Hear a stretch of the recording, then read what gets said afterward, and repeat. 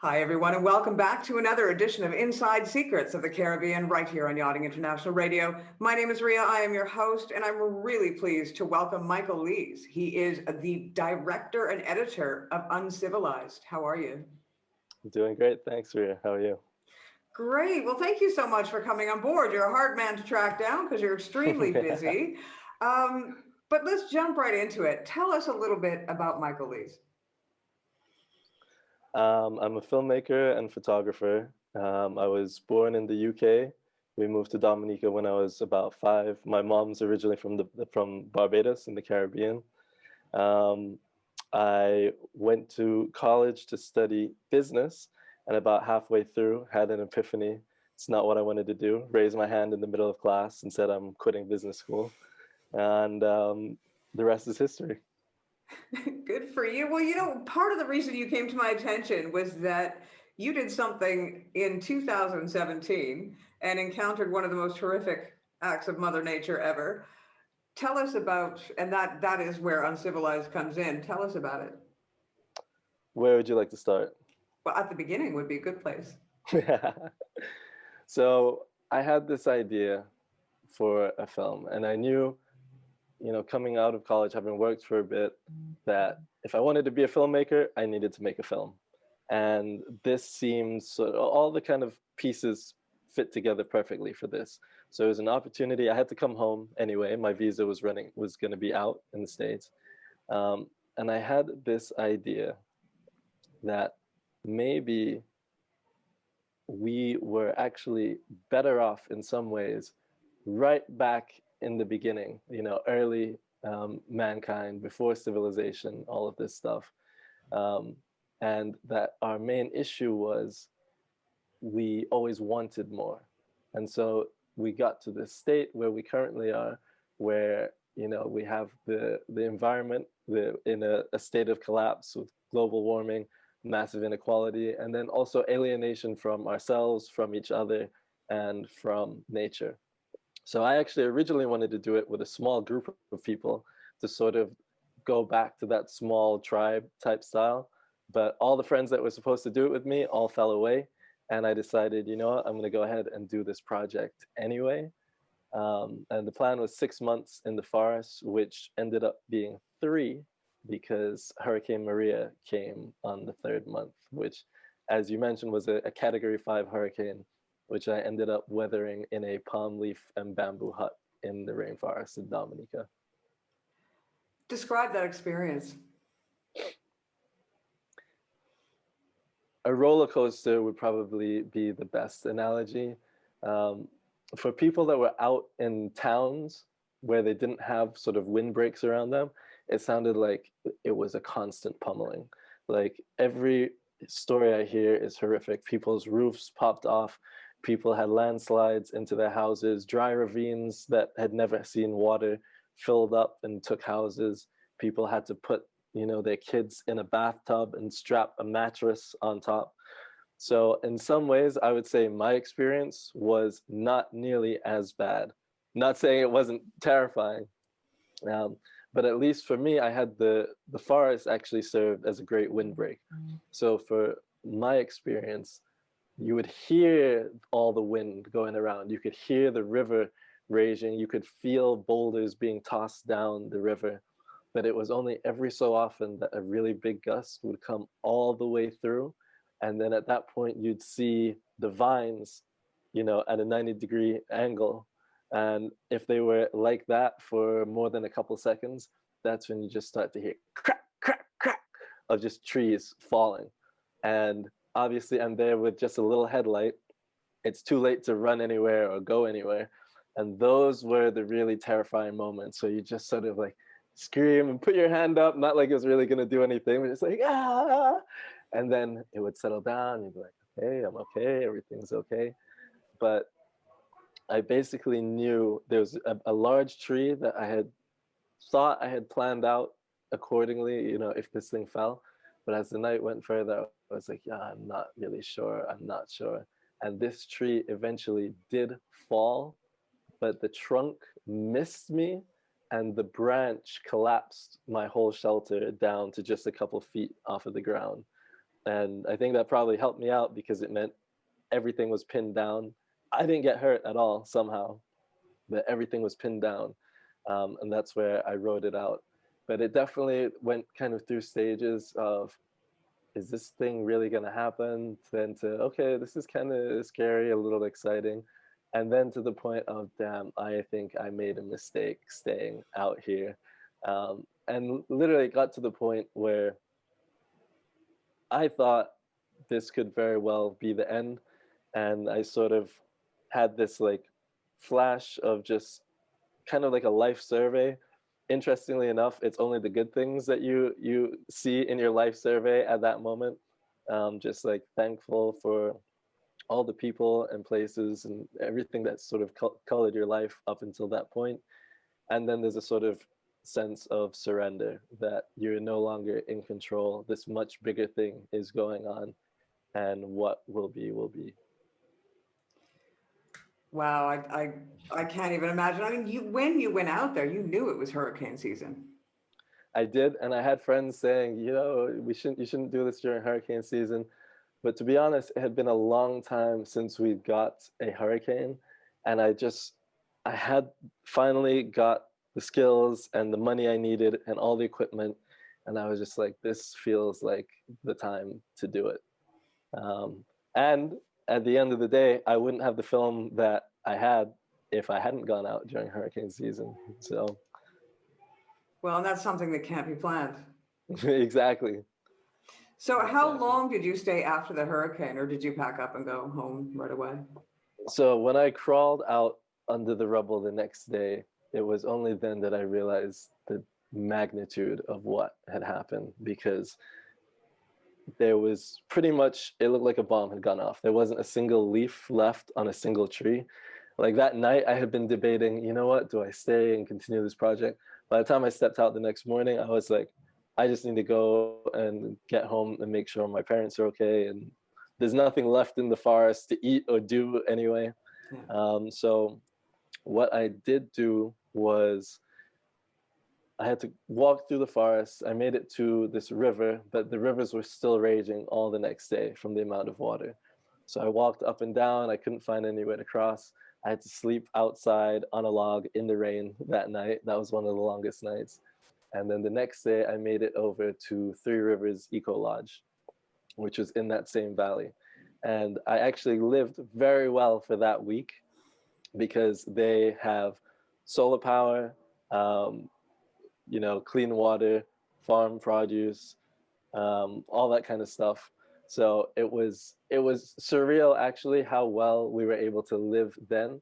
And then it was about, there's no telecommunications or anything. Everything was knocked out. So it was about a week until I heard that the roads were clear and that it would make sense to try and trek home. Because, people always panic and they always say best thing is to stay put until you know it's safe. That's what I did. Um, and then luckily I managed to I had to walk for about 2 or 3 hours with my big heavy backpack with all my gear. And then luckily I ended up catching rides all the way across the island back home to my parents. So how long did it take you to get home in total? So in total, well, I guess there was the week after the hurricane and then an extra day traveling. Yeah. So it was definitely, a lot of people thought I was dead. I can I've imagine. never had people be happier to see me than after that. So is that your advice? Just sort of disappear for a week in the middle of a storm and Absolutely. people will really appreciate you Absolutely. afterwards. Absolutely. Highly recommend it. So when you first set out on this journey, you had some ideals that you were intending on proving to yourself and to the world and Yeah. filming. When you left the forest after Hurricane Maria, had you solidified those ideals within yourself or in your mind, or what was your conclusion? Yeah. So a lot was definitely solidified. I think it also showed me the other side as well. So what was interesting is after leaving the forest, I wasn't like returning to regular society.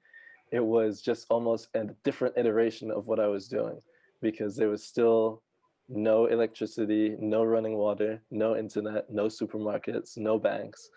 Um, and we were able to survive fairly well because we still have lots of rivers where we could bathe, clean springs to get water from, and a lot of the root vegetables. Dominique is a big farming society, so that we still had a lot of provisions and root vegetables and stuff. So in many ways, it did solidify that keeping this connection to nature is extremely valuable.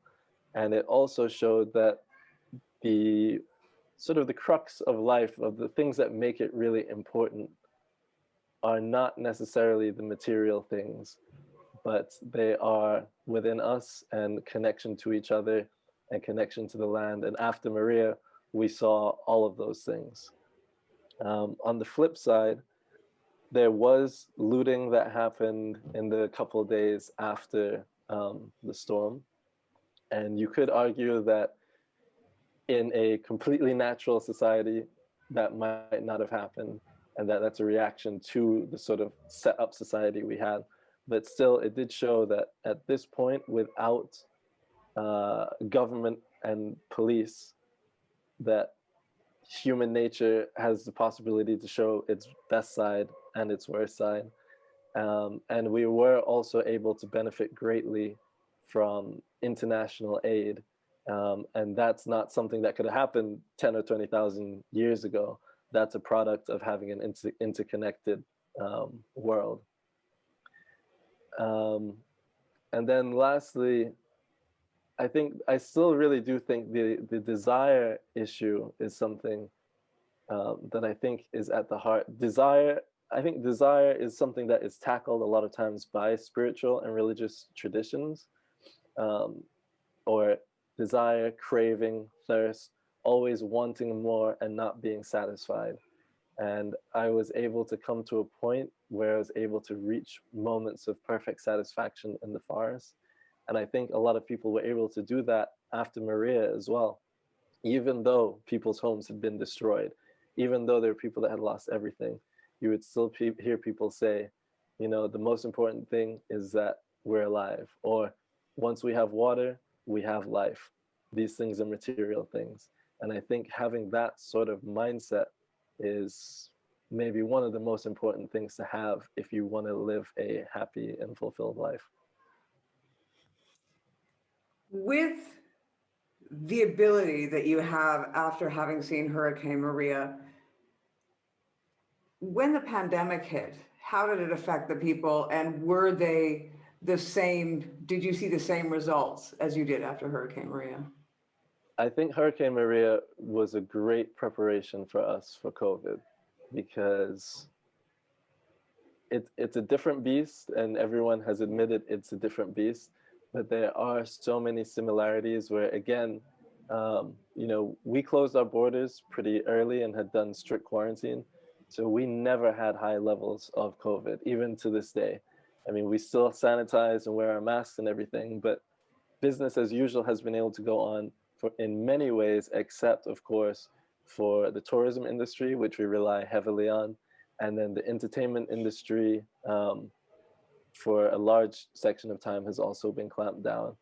But again, it was this chance to look inward and to again realize that as long as you have the ability to raise or grow your own food, then at the end, and you have your family and your community, at the end of the day, you will survive.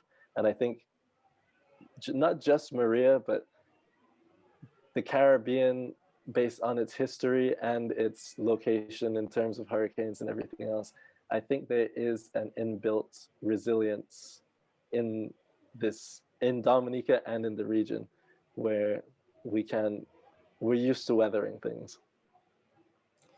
Well, tell me what's next for Michael Lees. What's next? I am working on a feature script that deals with a couple of different issues like what we're talking about. Who knows when that's going to be done or whatever else, but that's my sort of like big project.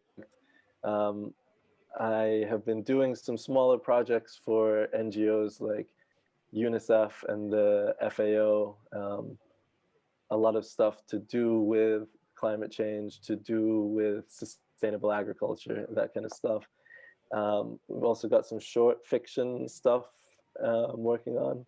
And then, as I said, I'm also a photographer. So we recently hosted a virtual exhibition, but not just one in a virtual space. We actually filmed it with a 360 camera in the Anglican church, which had its roof completely blown off. And we basically filmed with this camera and filmed the artists and everything so that people could go online. You can drag around, look in any direction, click to hear from the artist, find out information on the art. And then from there, a couple of us ended up in the OECS, which is Organization of Eastern Caribbean States, virtual photography exhibition. So the first one was with the Waitukubuli Artists Association. That's Dominica's arts group, which I'm a member of. So there's lots of different things. There's photography stuff coming up. We're gonna hopefully be doing some workshops throughout the year for the public. And I'm just gonna keep on making, basically. Well, you'll provide us with all the links so that we can share that with our audience. For sure. Do you think that you'll try and redo the whole 6-month project with a bunch of people next time around? I don't necessarily think so, but it has piqued my interest more in sustainable agriculture. And my family, we have a plot of land where currently I am planting avocados and papaya, and I'm gonna maybe even think about doing some cocoa. And eventually I would sort of like to move out there and live a balance between a rural farm type life and then still have access to be able to do the work that I want to do. Sounds absolutely amazing. Well, you know what? You have kindly offered a promo code for the film Uncivilized for those people that would like to watch it. We will provide the link and the promo code, as well as any other links you'd like to share with us for your other work. Michael, thank you so much for your time. Absolutely. It was a pleasure. Once again, you've been watching Inside Secrets of the Caribbean. This has been Michael Lees, the director and editor of Uncivilized. My name is Ria. I have been your host. Please tune in again next week for another episode.